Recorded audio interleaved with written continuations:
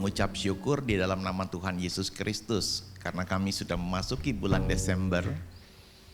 Hari ini hari yang ke-7, masih tersisa di depan kami 24 hari lagi. Tidak terasa jika menoleh ke belakang, kami melalui hari-hari yang tidak mudah.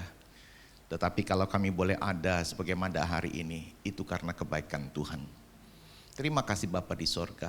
Dengan cara yang sama kami yakin Tuhan akan menuntun kami di hari ini, hari besok, bahkan memasuki 2026. Berfirmanlah kepada kami, biarlah orang-orang yang letih kembali mendapat semangat yang baru. Dan orang-orang yang sakit Tuhan sembuhkan. Karena kami percaya bagi Tuhan tidak ada yang mustahil. Kami siap mendengar firman-Mu dalam nama Tuhan Yesus. Haleluya. Amin. Silakan duduk Bapak Ibu Saudara. Shalom. Puji Tuhan.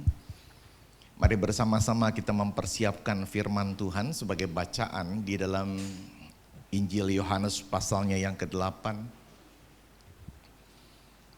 Yohanes pasalnya yang ke-8 ayatnya 12 sampai 20. Yesus adalah terang dunia. Saya akan baca lebih dulu ayat 12, Bapak Ibu ayat 13, kita nanti berbalas-balasan. Dan pada ayat terakhir 20 kita akan membacanya sama-sama. Yohanes pasal yang ke-8 ayat 12, maka Yesus berkata pula kepada orang banyak katanya, "Akulah terang dunia, barang siapa mengikut aku, ia tidak akan berjalan dalam kegelapan, melainkan ia akan mempunyai terang hidup." Silakan. Kata orang-orang Farisi kepadanya, "Engkau bersaksi tentang pesanmu tidak benar." Jawab Yesus kepada mereka, katanya, "Biarpun aku bersaksi tentang diriku sendiri, namun kesaksianku itu benar. Sebab aku tahu dari mana aku datang dan kemana aku pergi. Tetapi kamu tidak tahu dari mana aku datang dan kemana aku pergi." Kamu menghakimi menurut ukuran manusia, aku tidak menghakimi seorang pun.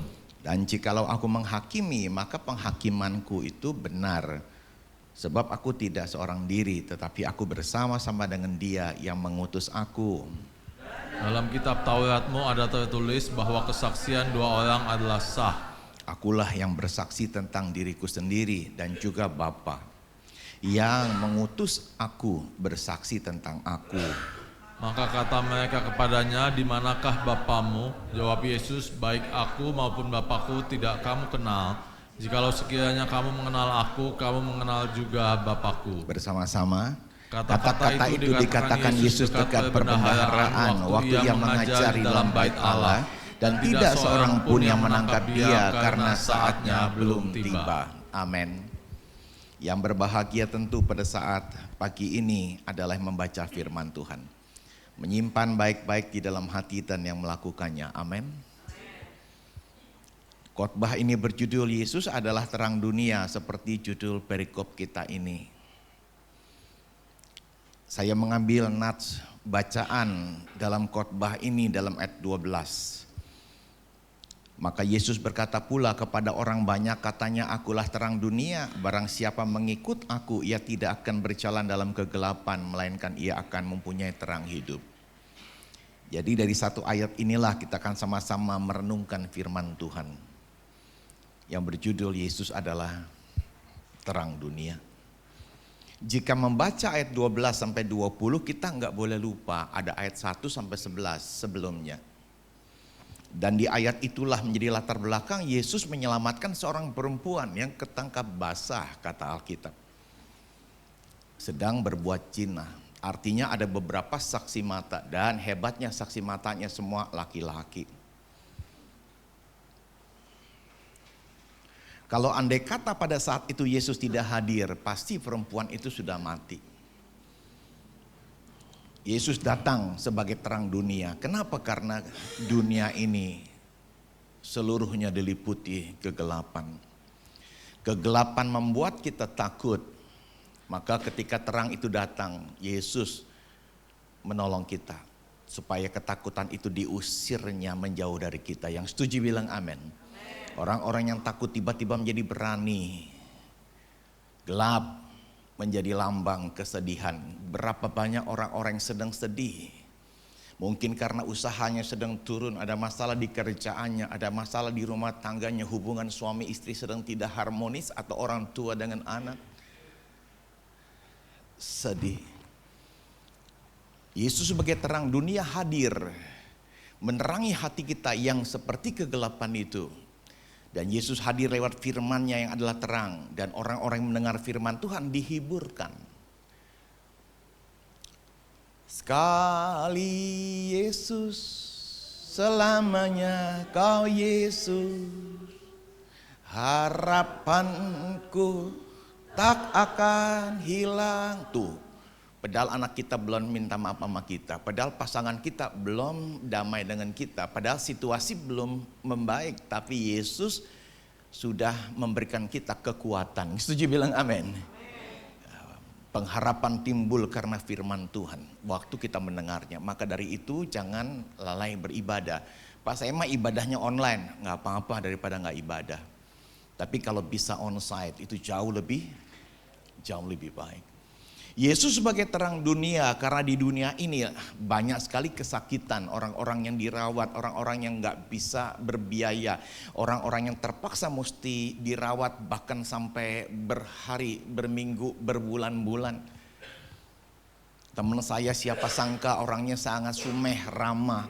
Kalau ketemu saya ngobrolnya enteng begitu, kapan Pak kita pelayanan lagi? Oh, saya bilang saya tunggu. Kalau Bapak bilang oke, saya ikut berangkat. Jadi kita sudah berkali-kali pelayanan bareng ke Sumatera. Cuma yang jadi penghambat bisnisnya dia sedang diberkati. Dia banyak dapat proyek di perusahaan-perusahaan besar sebagai supplier batu bara. Mungkin di Indonesia salah satu dia terbesar.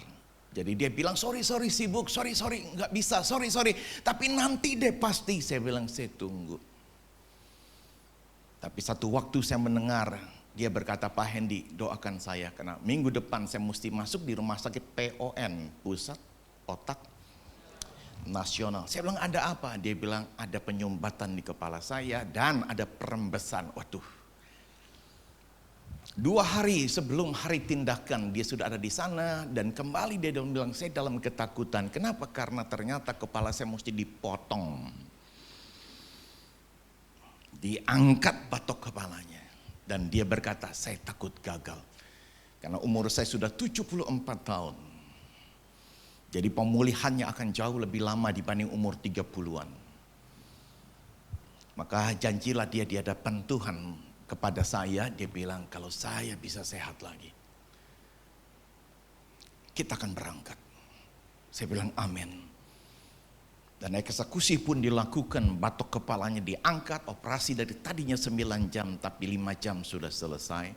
2 hari kemudian dia bikin video, ternyata dia sudah kenal siapa saja yang menunggui. Dan besoknya dia sudah bisa jalan meniti pagar untuk berjemur dengan matahari. Progresnya begitu cepat. Singkat kata kemarin dalam ibadah kami ketemu dengan dia, ya ampun sehat walafiat. Sampai saya berkata, Pak minta maaf, bolehkah saya lihat kepalamu? Boleh, sudah ubanan semua. Tapi kan bekas cukuran, jadi masih kelihatan bekas batok yang dicabut itu. Nah, dia bilang, Pak Hendy model baru sekarang tidak dijahit, tapi pakai staples. Saya bilang, kok nggak ada staplesnya? Udah Pak, kalau zaman dulu buka jahitan, kalau saya buka staples.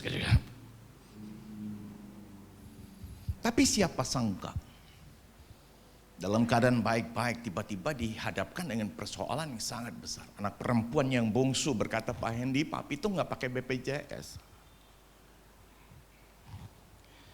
Dikalkulasi Pak hampir nope tiap, ya 200 juta. Sehingga orang-orang berkata sehat itu adalah anugerah. Yang setuju bilang amin.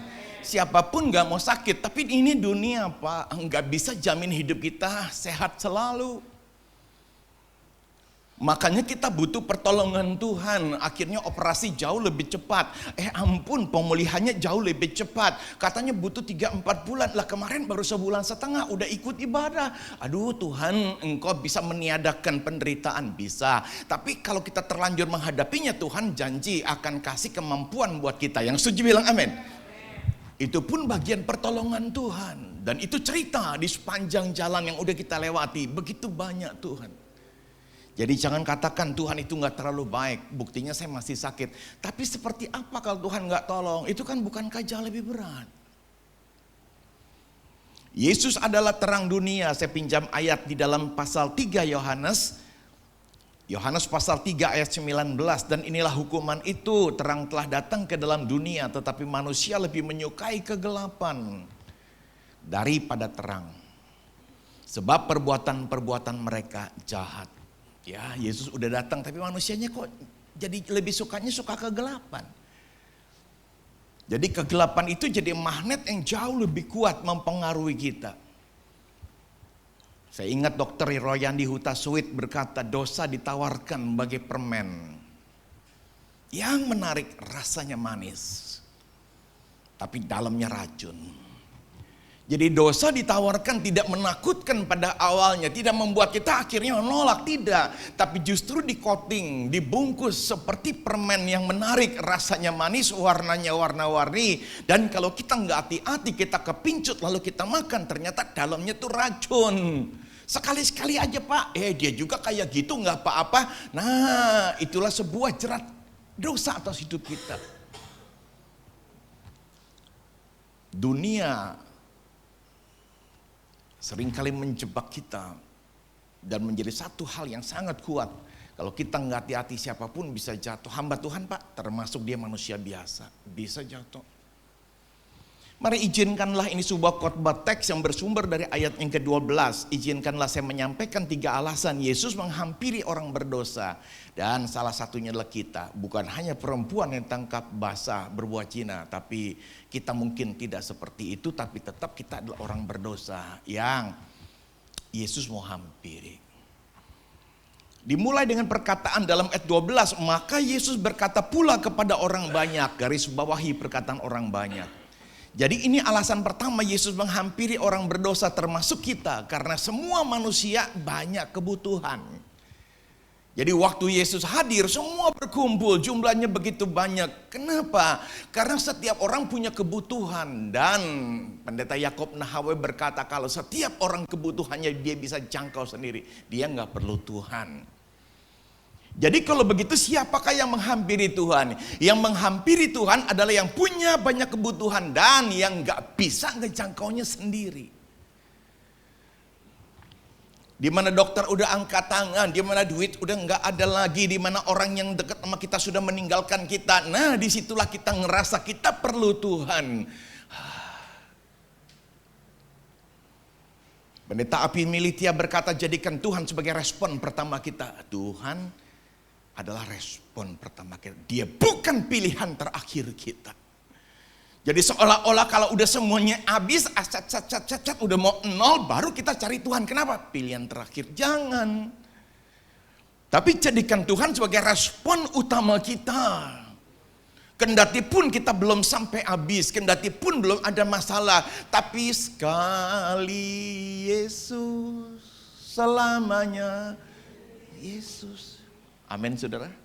Kita enggak sedang menunggu masalah. Dan kita jangan jadikan Tuhan sebagai pilihan terakhir. Tadi pagi anak saya udah ibadah lebih dulu. Dan dia pulang dia cerita, Papa firman Tuhan hari ini ngegelitik. Ngegelitik berarti geli dong. Pendetanya bilang Abraham itu dalam kesedihan. Kenapa? Dia baru kehilangan Ismail. Aduh, kaget juga Ismail dihitung sebagai anak dia. Bukankah itu lahir dari gundiknya. Tapi anak saya berkata tetap itu adalah anak. Makanya Ismail ada berkatnya juga, kira-kira begitu. Tapi kemudian ada kesedihan yang kedua, yaitu anak yang ditunggu dan hadir di masa tua yang bernama Ishak. Dan itu harus diserahkan kepada Tuhan. Tuhan minta anak itu. Tuhan gak minta dombanya, Tuhan gak minta hartanya. Tapi Tuhan minta yang ditunggu ini. Si Ishak ini, dan kita tahu itu dalam Kejadian 22 tentang bagaimana persiapan untuk korban di atas Gunung Moria. Ada beberapa hal yang menarik. Kami akan pergi, nanti kami akan kembali. Itu perkataan profetik, kami pergi berdua, pulang berdua. Jadi seolah-olah Abraham memahami bahwa dia nggak akan kehilangan anaknya. Padahal Tuhan udah bilang, anakmu yang mesti dikorbankan. Itu hal yang mungkin di luar daripada perkiraan kita kalimat profetik itu. Tapi anak saya berkata, Papa, yang membuat ngegelitik saya adalah ketika pendetanya bilang begini, Tuhan itu seneng ngeliat. Kalau kita udah mencintai sesuatu lebih daripada Tuhan, maka Tuhan mau ambil, saudara.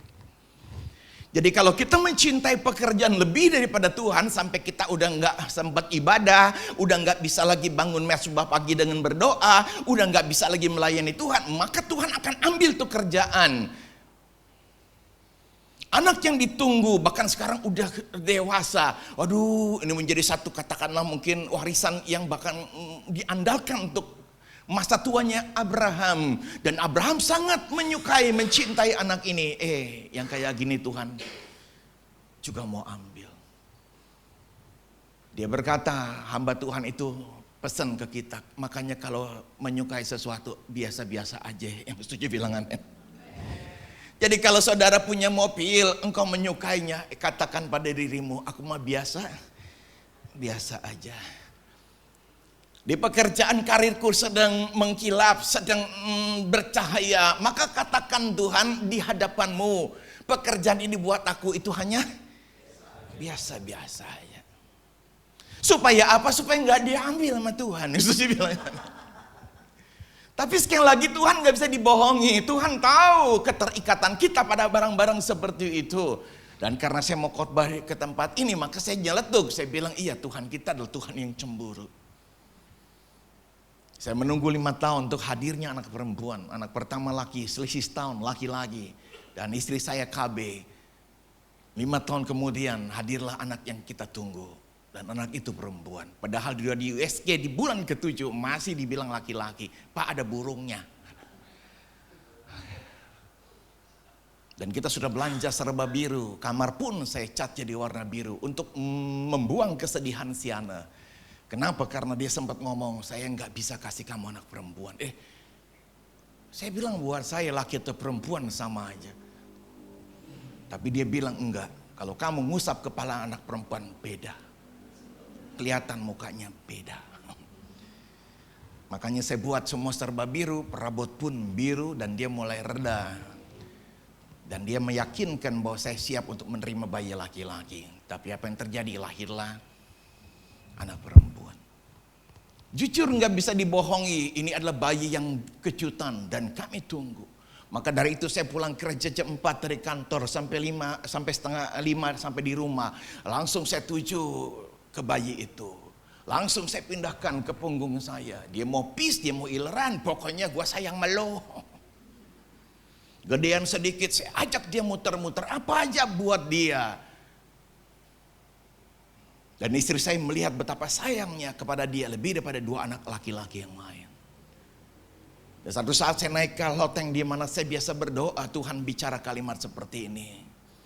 Tuhan bilang, kamu tahu aku cemburu. Biasa kamu pulang kerja masuk ke atas di kamarmu, kamu berdoa. Tapi sudah berapa bulan ini kamu cari Kesia. Kamu main sama dia, dan kalau ingat kamu baru berlutut berdoa. Segala sesuatu yang kamu janji untuk taat baca firman, berdoa syafaat kamu tidak lakukan. Karena kamu lebih mencintai Kesia daripada aku. Aduh, saya ngedengar seperti itu, seperti ditelanjangi. Apa yang saya anggap wajar, tapi di mata Tuhan itu tidak wajar. Kenapa? Karena Kesia itu miliknya Tuhan, bukan milik saya. Maka kalimat kunci Tuhan bilang kepada saya, kalau kamu tidak berubah, anak itu akan saya ambil. Jadi artinya Tuhan ingin berkata stop. Bukan nggak mencintai, tapi jangan terikat dengan anak ini. Jangan membuat dia porsinya lebih besar daripada kita dengan Tuhan sebelumnya.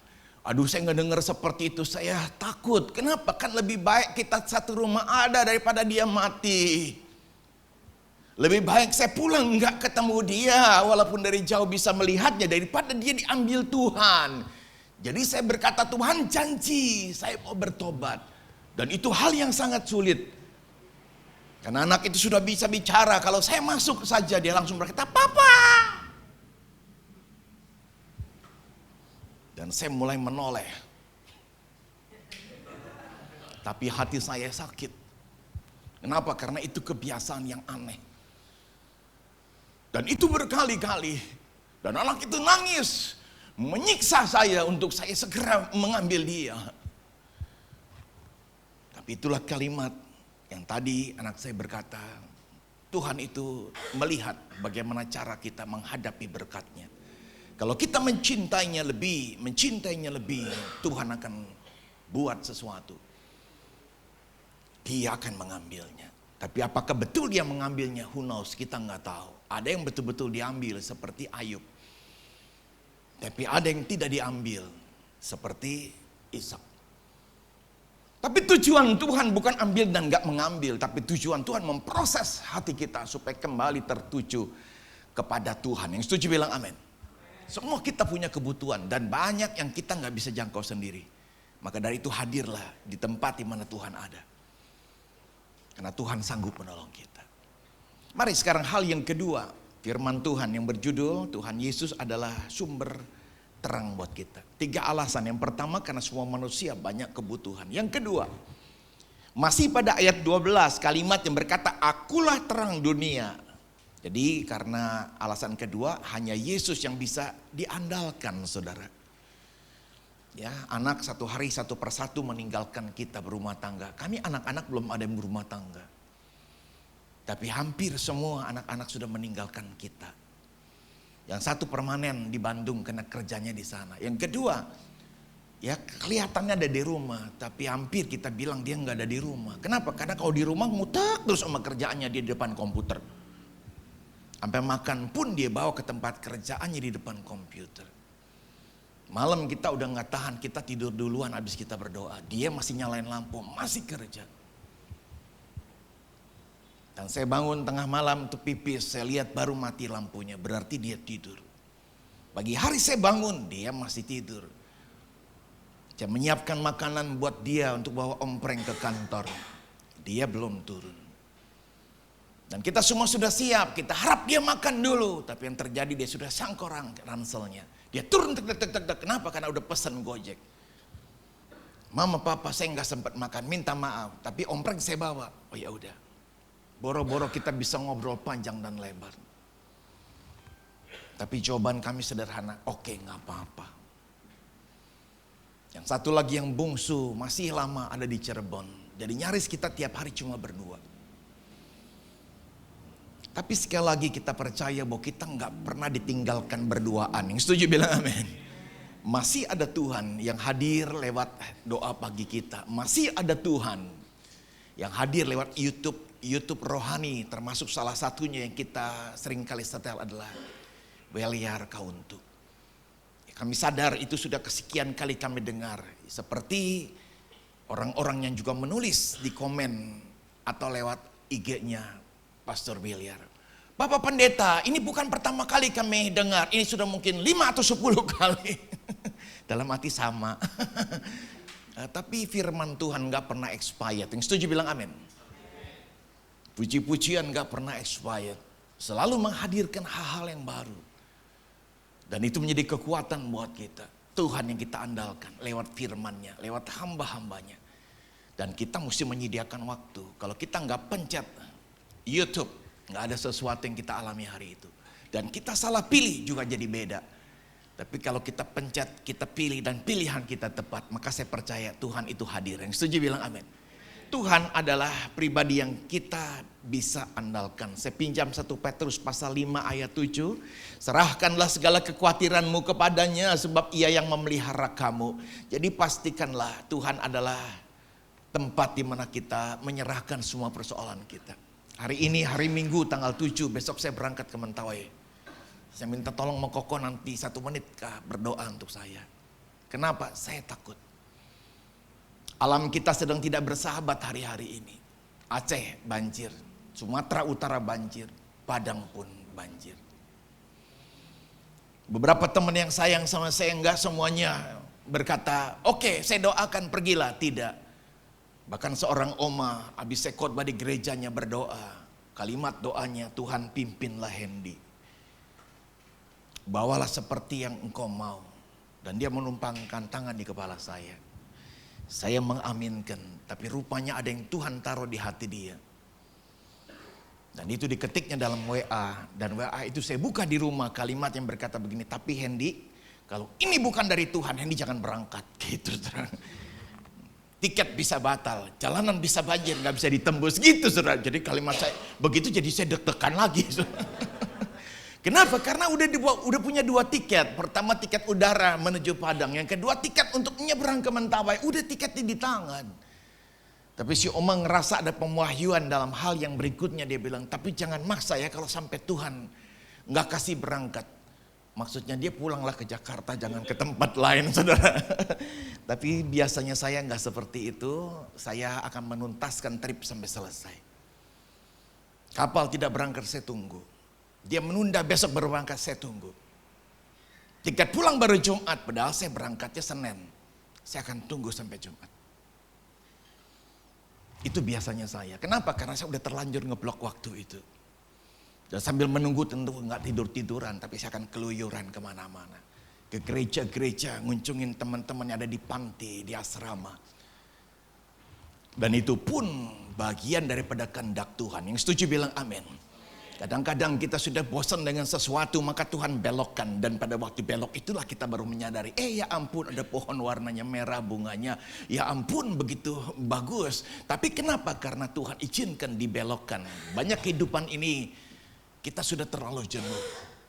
Dan kadang-kadang Tuhan belokkan. Jadikan Tuhan tempat andalan kita karena Tuhan mampu memberikan kesegaran buat kita. Masih dalam hal yang sama, Tuhan adalah pribadi yang bisa diandalkan. Kalau manusia biasanya kalau menolong kita seperti ada udang di balik batu. Bakwan. Tukang gado-gado sudah tutup ya. Jadi biasanya manusia menolong seperti udang di balik batu. Konon tidak ada teman dan musuh abadi. Yang ada adalah karena kepentingan. Udah lama gak WA, udah lama gak telepon, tumben. Pasti ada kepentingan. Dan kita gak usah alergi, kamu ada penting aja baru telepon. Jangan, karena kita pun pada dasarnya sama. Bahasa yang halus, ya saya gak mau ganggu kamu makanya gak telepon-telepon. Tapi bahasa yang lain dengan jujur berkata, iya karena saya lagi gak penting. Sekarang penting. Tapi sekali lagi penting atau gak penting, Tuhan selalu ada di hidup kita. Amin. Dan dia gak pernah menghina kita. Aduh kamu ada maunya aja datang sama saya. Mari penutup firman Tuhan pada hari ini, khotbah yang berjudul Yesus adalah sumber terang kita ya. Dia terang dunia. Ada 3 alasan. Yang pertama karena semua manusia banyak kebutuhan. Yang kedua barusan karena hanya Yesus yang bisa diandalkan. Andai kata manusia menolong. Biasanya seperti ada udang di balik batu. Gak semua tapi umumnya. Dan beberapa orang menjadi hutang budi. Dia pernah nolong makanya saya mesti tolong. Atau sebaliknya dia minta tolong karena kita dulu pernah ditolong sama dia. Terakhir sekarang dalam patahan ayat 12 yang terakhir. Karena yang melangkah pasti dipulihkan. Jadi hidup Kristen kita bukan hanya disuruh baca firman. Bukan hanya disuruh mempercayainya. Bahkan beberapa berkata saya punya tugas tiap hari menghafalkan 1 ayat luar biasa. Tapi bagian kita adalah melakukan firman. Karena waktu melakukan firman itulah kita bisa mengalami terobosan kehidupan kita. Yang setuju bilang amin. Ya, jadi bukan hanya percaya tetapi juga bagian kita melakukannya. Pada ayat itu dikatakan barang siapa mengikut aku. Jadi mengikut aku nggak mungkin kita ke 2 tempat. Kalau udah mengikut Tuhan berarti harus ada yang ditinggalkan. Jadi kita nggak bisa mendua arti ini. Aku mau ke gereja, putuskan udah di gereja badanmu sekarang. Maka dari itu handphone di silent aja, minta maaf. Handphone yang kupakai sebagai bahan khotbah itu kumatikan pakai lambang pesawat Pak ya. Jadi nggak bisa telepon masuk, nggak bisa telepon keluar. Kalau aku keluar, maka istriku akan ambil telepon ini. Kok nggak bisa? Saya bilang pesawatnya hidupin dulu. Supaya nggak ada gangguan. Kenapa? Karena aku percaya dalam 1 jam atau 2 jam ke depan ini miliknya Tuhan. Yang setuju bilang amin. Biarlah aku fokus. Ya, jangan sampai waktu khotbah ada WA masuk ke cabang. Kata pendeta Yakob Nahawai, kita mau nyebut kitab Wahyu, jadi kitab Wahyudi. Mari kita buka kitab Wahyudi. Wahyudi. Kenapa? Enggak fokus. Jadi mari kita melangkah, dan orang yang melangkah pasti dipulihkan. Ada perkataan, barang siapa mengikut aku. Berarti kalau kita mau mengikut Tuhan harus buang semua spekulasi. Spekulasi seperti apa? Ada orang berkata kalau untung aku akan lanjut, tapi kalau rugi aku mundur. Itu spekulasi. Jadi mengikut Tuhan bukan satu berhala baru, sehingga kalau kita ikut dia selalu diberkati, selalu nggak ada sakit, nggak kejamin Pak. Tapi yang Tuhan janji kalau kita mengikut dia, kita melangkah, dia menyertai. Yang setuju bilang amin. Kendati pun jalannya gerundul-gerundul, tapi Tuhan kasih kekuatan. Kendati pun kita akhirnya harus berdarah-darah, Tuhan kasih kesembuhan. Yang setuju bilang amin. Itu janji Tuhan. Jadi bukan nggak sakit, bukan nggak berdarah-darah, bukan nggak ada tantangan, bukan. Dunia nggak bisa menghindar itu dari kita. Dia selalu hadirkan itu. Bahkan itu kerap kali masalah persoalan menjadi satu alarm. Untuk apa? Untuk menjadi ujian buat kita. Anak saya paling kritis, yang paling bungsu. Papa nggak sadar umur berapa? 61 saya bilang. Udah saatnya nggak kementawai lagi. Di grup kami bertujuh pengurus yayasan. Mestinya ini tugas ketua saya, tapi ketua saya sudah mulai mengkalkulasi waktunya. Tiba-tiba di grup dia berkata, minta maaf saya nggak bisa. Yang pertama, saya ketua panitia Natal dari gereja Mega Church di Indonesia ini. Dia ketua panitia Natalnya. Yang kedua dia berkata, saya akan liburan bersama dengan keluarga. Jadi saya minta maaf, saya nggak bisa berangkat. Dan masih di grup itu, saya minta Koko mewakili saya. Cuma ada satu Koko. Jadi saya nggak bisa nengok ke kiri, ke kanan, Koko yang mana, gitu kan, nggak bisa. Dan dia bertanya dalam grup lagi, Koko gimana? Maka jawaban saya adalah, saya coba pertimbangkan. Dan untuk berangkat saya mesti meninggalkan Siana di rumah. Berarti tugas-tugas yang biasa bagian saya, dia mesti handle semua. Saya biasa bangun jam 3.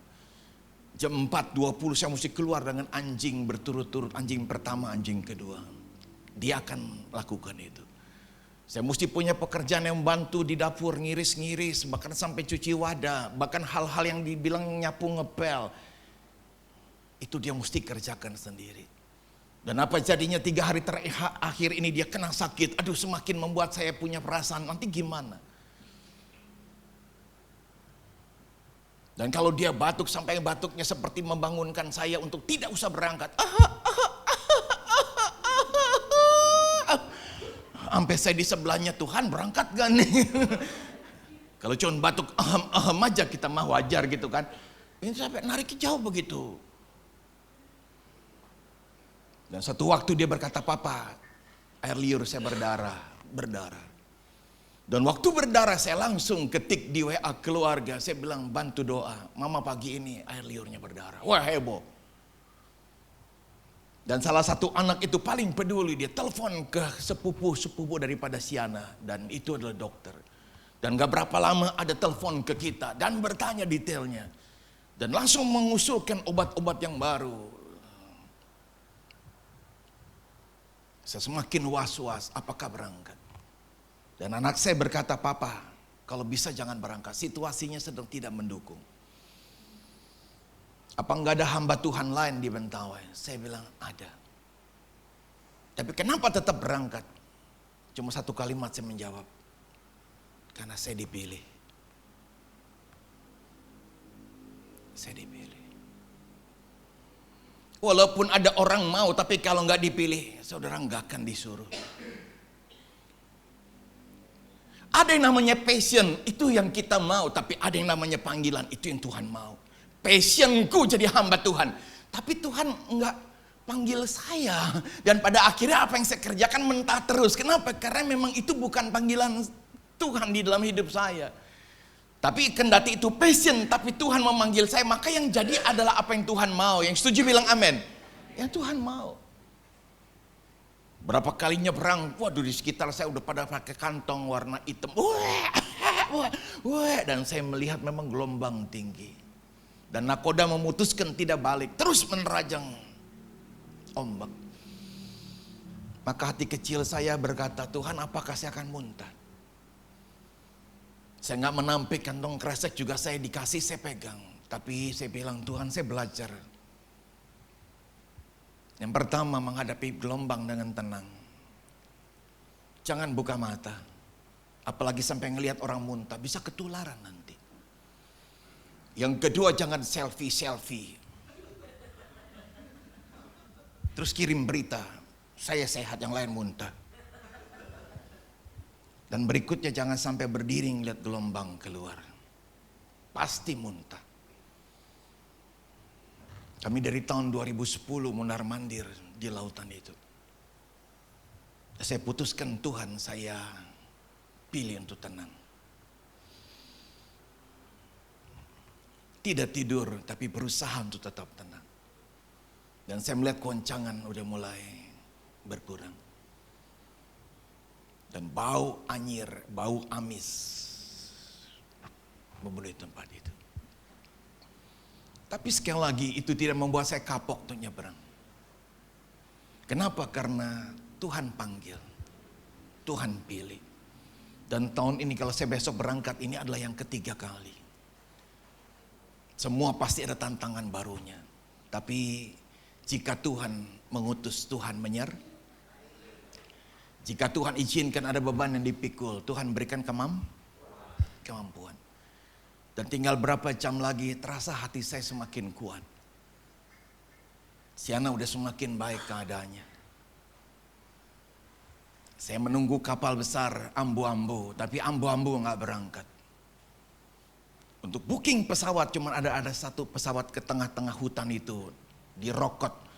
Itu Susi Air, dan saya pernah menghubungi, dia berkata, minta maaf Pak, kalau mau booking 2 minggu sebelumnya, kami full book.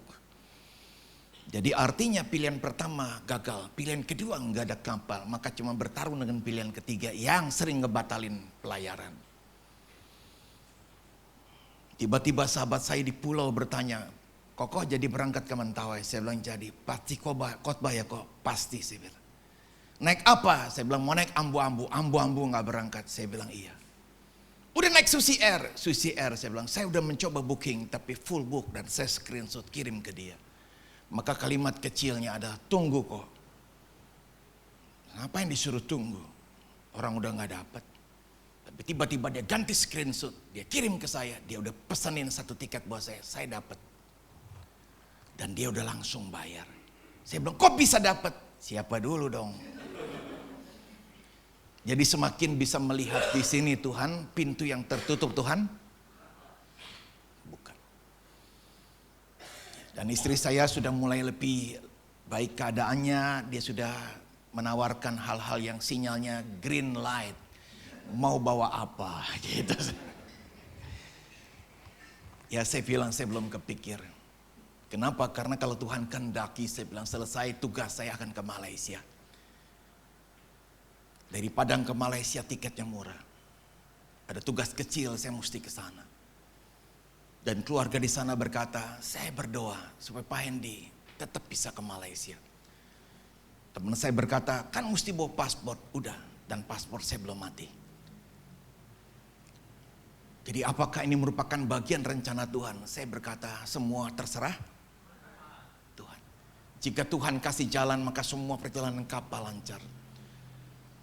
Dan saya pulang dari Malaysia masih bisa khotbah Natal. Masih bisa acara keluarga. Tapi lagi sekali Tuhan, saya percaya yang Tuhan buka adalah satu tirai. Kalau saya lewati baru tirai berikutnya. Tidak berupa sebuah asumsi. Cuma mata iman saya berkata Tuhan selalu ada. Yang setuju bilang amin. Tuhan selalu ada. Penutup khotbah ini masih dalam hal yang sama. Khotbah yang berjudul Yesus adalah sumber terang kita. Kita berada di bagian terakhir, bagian ketiga, karena yang melangkah pasti dipulihkan. Buang semua spekulasi. Penutup, kita harus taati semua janji. Ada perkataan, ia tidak akan berjalan dalam kegelapan. Ianya tuh kita, para murid. Jadi mari kita belajar taati semua janji. Kata ia adalah kita. Mulailah pertobatan itu, perubahan itu dari diri kita. Jangan lihat jumlah orang lain, dia aja nggak jalan, dia aja enggak. Tapi biarlah semua kepulang pada diri mengikut Yesus. keputusanku mengikut Yesus, keputusanku mengikut Yesus, keputusanku ku tak ingkar, ku tak ingkar. Aduh kalimatnya. Apa tuh? Salib di muka, dunia di belakang. Salib di muka, dunia di belakang. Salib di muka, dunia di belakang. Ku tak ingkar, ku tak ingkar. Hidup ini konon seperti batu es. Dipakai atau nggak dipakai pasti habis. Aku 60 masukin 61. Nggak tambah kuat. Walaupun hatiku tambah kuat. Tapi aku kepengen kalau aku sehat. Aku bisa melayani Tuhan. Setuju bilang amin. Ada sama-sama kita bangkit berdiri. Saya merequest satu lagu, mudah-mudahan ini dibolehkan. Bimbinglah daku, ya Yesus. Ya. Nyampe ya WA saya. Ya. Bimbinglah daku, ya Yesus. Di sepanjang jalan hidupku, firman-Mu bagaikan suluh, agar ku tak sesat di jalan. Katakan sama Tuhan, bimbing kami Tuhan. Bimbinglah daku, ya Yesus. Di sepanjang jalan hidupku,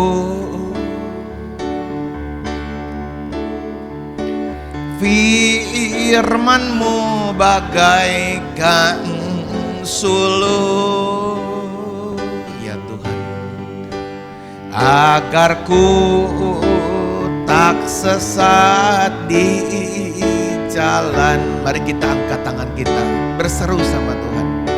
Tanpa Yesus di sisiku, tanpa Yesus membimbingku, tanpa Yesus menopangku, ku kan jatuh. Ganti dengan Yesus, dengan Yesus di sisiku, dengan Yesus membimbingku, dengan Yesus menopangku, ku tak jatuh, ku tak jatuh. Ulangi sekali lagi, bimbing kami Tuhan. Bimbinglah daku, ya Yesus. Di sepanjang jalan hidupku, ya, firman-Mu bagaikan suluh, agar ku tak sesat di jalan. Tanpa Yesus di sisiku, tanpa Yesus membimbingku, tanpa Yesus menopangku, ku kan jatuh. Dengan Yesus, dengan Yesus di sisiku, dengan Yesus membimbingku, dengan Yesus menopangku, ku tak jatuh, ku tak jatuh. Mari sama-sama kita tundukkan kepala kita. Biarlah Yesus menjadi respon pertama kami, bukan pilihan terakhir kami. Kami sadar Tuhan, tanpa Tuhan kami gak bisa buat apa-apa. Tapi bersama dengan Tuhan, Tuhan pasti buka jalan. Tuhan berikan kemampuan. Dan di dalam Tuhan selalu tersedia mujizat yang gak pernah ada habis-habisnya. Sulit untuk dipahami karena semua terangkum di dalam kedaulatan Tuhan. Ada waktu Tuhan, ada cara Tuhan, dan Tuhan bisa pakai siapa aja. Terima kasih Bapa di sorga, Engkau lihat semua kami perlu Tuhan. Karena banyak kebutuhan kami gak bisa jangkau sendiri. Ada lansia, ada mungkin kami sudah ditinggalkan sendiri sebagai duda, atau mungkin janda, atau mungkin anak yatim. Tapi kami yakin Tuhan tidak meninggalkan kami sendiri. Tuhan tolong kami apapun yang menjadi kebutuhan kami hari ini. Berkati gerejamu di tempat ini. Berkati Bapak Gembala, Koko Yung Yung. Berkati juga Tuhan semua pengurusnya. Apapun kebutuhan kami percaya Yesus selalu siap menolong kami. Dalam nama Yesus kami berdoa. Umat Tuhan berkata, amin. Silakan duduk Bapak Ibu, Tuhan memberkati.